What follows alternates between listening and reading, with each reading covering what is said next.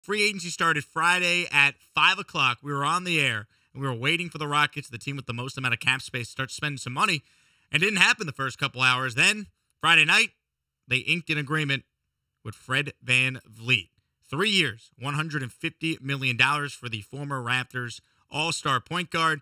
And we'll start there, Cody, because this, to me, was a clear overpay, but one they needed to make in order to land that type of player. He was the best available option that made sense for the Rockets because you and I were not on board with bringing James Harden back at a max contract. So to get Fred VanVleet at that deal, yeah, you could say it's an overpay, but you know what? It's a move you had to make to bring in a 29-year-old who fits your rebuild timeline, who's going to make the young players on this team better, and ultimately is going to make you a much better basketball team. So I had zero issue with the VanVleet contract the Rockets gave out. I kind of wish it was maybe a little bit longer, that it could last a little bit longer, but ultimately you're at the mercy of what VanVleet maybe would want. I would think that he wants to take a dip in the free agency pool yet again because it seems like money only goes up. How about him being one of the only guys to get anywhere close to or to get the max in this entire free agency? Because a lot of guys took a lot less than the max that they were available to get for either sticking with their team or the team that they moved to didn't pay them their max. And there's some concerns about this, like, hey, is he going to hold up? Hey, is he going to shoot well enough as the point guard for this team to have some success? But the professionalism and the story of Fred VanVleet to go from undrafted to max player is something that a lot of these young Rockets, you would hope, will learn from.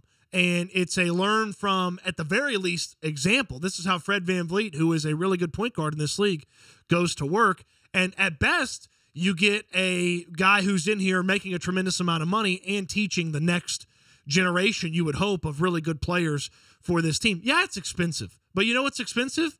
Like, players in the NBA. Like, everybody's expensive. I'd rather pay him too much than overpay, like, a guy who can barely crack the rotation. I'd rather pay him too much than a guy that I have no faith is going to live up to the money. Like, nobody lives up to their contract with the exception of, like, 10 guys in the NBA.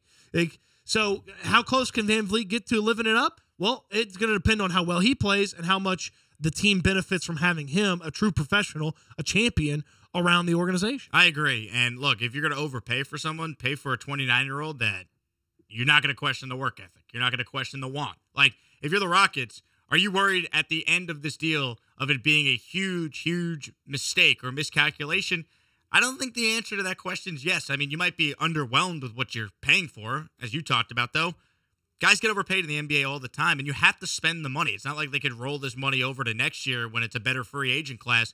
The NBA requires you to spend 90% of your cap, so you spent it on a guy who's a good player.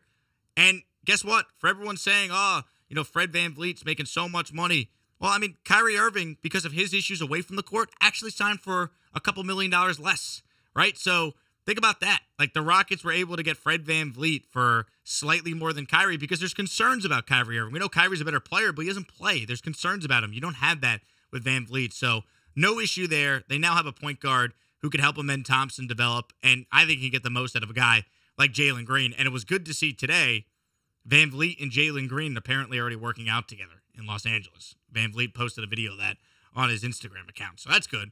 The other move they made that I didn't love was they did sign Dillon Brooks. Dillon Brooks, the former Grizzly player, 4 years, $80 million. Ooh. And you see the number $80 million, and you're like, man, because there were jokes about this guy having to go play in China after what happened in the playoffs. Now, that's obviously a significant exaggeration that people were making, but after everything that transpired with this guy versus LeBron in the playoffs and how he conducted himself, giving that guy $80 million, I'm not going to lie, I was a little like, oh, man, really? Like, couldn't give that money to anyone else, but here's Dillon Brooks coming in. You know, he'll play hard, he'll play defense. Is that enough for the price they're paying for? When you think about what the hopeful list was and what you ended up with, and the Rockets were connected to Dillon Brooks from before free agency, but Dillon Brooks as the other big contract with Fred VanVleet, that's not nearly as fun or interesting as Brook Lopez, which is the conversation that we'd had a lot leading up to free agency. And I do wonder if a different general manager wouldn't have gotten worked by Brook Lopez in free agency and would have been able to sign Brook Lopez. But Rafael Stone ultimately ends up committing to Dillon Brooks. And I know there's some unique aspects to his contract and it declines every year. And so it's still a tremendous investment in a guy that is a total unknown at this point. And I say total unknown because there's not a for sure aspect that he's going to recapture some of the successful things he did for Memphis. Like, you don't know for sure those things are going to occur. This is Dylan Brooks showing up as a bet on Ime Udoka. It's not really a bet on Dylan Brooks because, like, it's a bet that Ime Udoka can find all those good things that Dylan Brooks used to do and put those on the court on a night-to-night basis.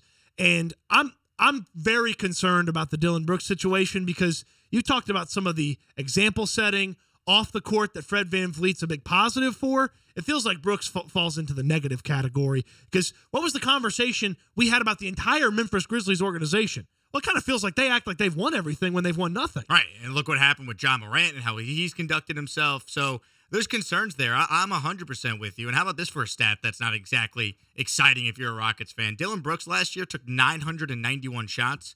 He shot 39.6%. There's only one player in the entire NBA that took more shots and hit less, and that player was Fred VanVleet. So as much as I like the VanVleet signing, there's a reason why Toronto, a team that's coming off a championship a few years ago, was willing to let him go. And then when you factor in Brooks' shooting percentage from three-point range, it was the worst in the league. He shot 32.6 from three on 439 attempts. So the last thing the Rockets need is Dylan Brooks coming in being like, well, I got paid big money. Now I get to shoot a lot. It's like, nah, man, play defense, rebound, and let some of the younger guys on this team, other than VanVleet, hit some big shots, because that, to me, is how you can maximize what Brooks is as a player. I don't know if he's going to be able to come in and do that. That's where Ime Udoka's got to come in and get the most out of him. I am fascinated that Rafael Stone has his job because he worked under Daryl Morey. Like, that's basically been his resume. Like, that's the explanation of why Rafael Stone is the guy that calls the shots for the organization. Oh, well, he was in the room when Daryl Morey did all the stuff that Daryl Morey did. And you think about the way Daryl Morey built teams and what he put together, and Morey's one of those guys at the forefront of take more threes, make more threes. Like, it is just way better to shoot a bunch of threes and make a bunch of threes and operate your offense that way. You think about the way that Daryl Morey did that. And Rafael Stone's job, he has it because he was in the room with Daryl Morey. And he has now built a team that Daryl Morey would scoff and be disgusted at. Because Fred VanVleet has issues with shooting. Dylan Brooks has issues with shooting. Jalen Green's shooting went backwards last year. Yes, it did. And then they drafted one of the point guards who has an issue shooting. And so in a make-or-miss league, they've got a bunch of guys that miss. When you take jump shots, you take three-pointers. And it's just a polar opposite from what Daryl Morey built a few years ago and the way that he operated and the type of player that he chased. And that's the reason Rafael Stone has the job, and he built a team that Morey would be disgusted to have as the team that he put together as a general manager. So I'm fascinated to see how that works out, because part of it feels like, well, we couldn't go get the guys that make the shots because there weren't a lot of those guys available, okay, by virtue of selecting fourth and who you couldn't get in free agency or you didn't want to chase in free agency. And part of it almost feels like, well, Daryl did this and it didn't win and it wasn't successful, so we're going to do this. We're going to do something different because I'm the student and now I know better than the teacher, and I worry about that aspect too. And another point on Stone, and I understand why they made these moves, but it's not a great look when Ty Washington, Josh Christopher, Usman Garuba are all traded this early in their career, and you really got nothing back for those guys. You got a couple second-round picks for guys you use first-round picks on. Yeah, you would have loved to have had a lot more production from those draft picks. It'd be different if you were having to jettison Jabari Smith or Jalen Green or Şengün. It'd be different if it was those guys, but the investment that you did make, you would have wanted to have a little bit more out of those guys, certainly, or at least been able to get something else out of them besides some useless late-round picks. I understand why they did it. They're not going to play in the rotation. They got veterans coming in. Ime's calling the shots. Save some money, sure. But still, it's like you had first-round picks on guys, and you're already jettisoning them this quick. It's like, what was the point? 713-780. ESPN is the number. Cameron in Houston wants in on the Rockets conversation. Cameron, you're first up today. You're on the Wheelhouse with Jake and Cody. What do you got? Hey, I was just going to say Dylan Brooks, yeah, he's making $80 million, but if he can get the young guys playing defense long term, it's not just a drop in the bucket. So with VanVleet, if he can bring in the work ethic and with the young guys, well, you didn't pay that little bit of money for over just say 10 years or more. I think that's two good pickups.